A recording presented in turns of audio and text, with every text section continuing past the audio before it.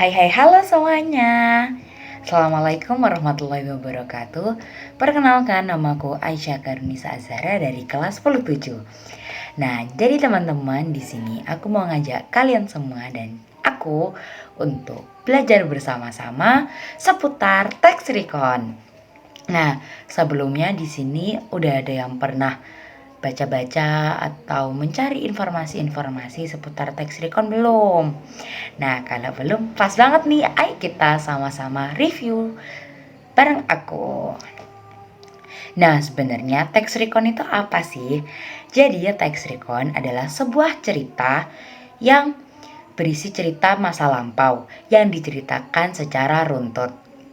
Lalu, ciri-ciri teks recon itu yang pertama, menggunakan kata yang menjelaskan waktu. Yang kedua, menggunakan kata siapa, apa, kapan, di mana, serta bagaimana. Dan yang terakhir, menggunakan kata kronologis, konjungsi temporal. Lalu, teks recon ini memiliki tujuan, yaitu yang pertama, memuat informasi tentunya, lalu yang kedua, menghibur kita sebagai para pembaca.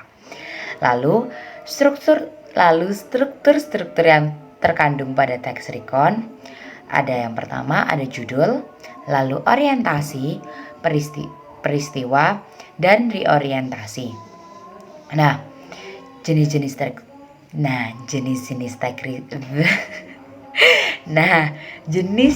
teks recon sendiri itu dibagi jadi 3. Yang pertama, teks recon pribadi. Yang kedua, teks recon faktual. Nah, ini tuh teks recon faktual biasanya itu kejadian nyata, bisa berupa berita. Lalu yang terakhir ada imajinatif. Nah, biografi, karya ilmiah itu juga termasuk ke dalam teks recon.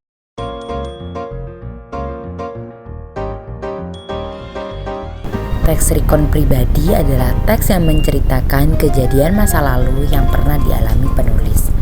Seperti contohnya tragedi pandemi yang kualami tahun 2020 atau pengalaman lebaranku dan lain sebagainya.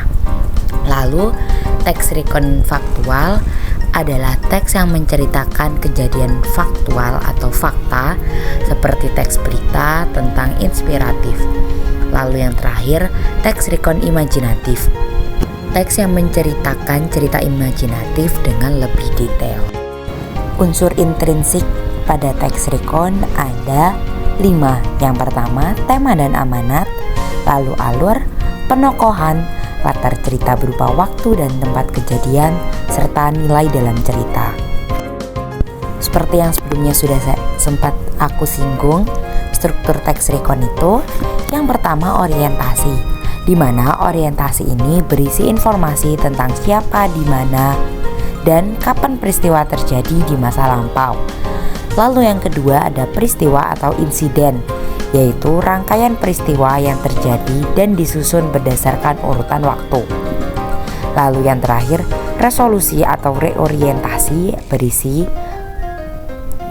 komentar pribadi penulis tentang peristiwa atau kejadian yang sedang diceritakan.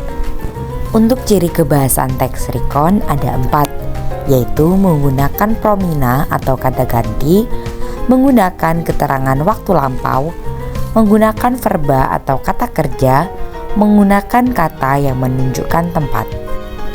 Lalu langkah-langkah yang dapat kita gunakan untuk menulis teks recon adalah yang pertama, tentunya kita perlu menentukan topik yang akan ditulis dalam teks recon. Lalu yang kedua, membuat kerangka sesuai dengan struktur teks recon. Yang ketiga, mengidentifikasi data, fakta, dan informasi dari peristiwa tersebut.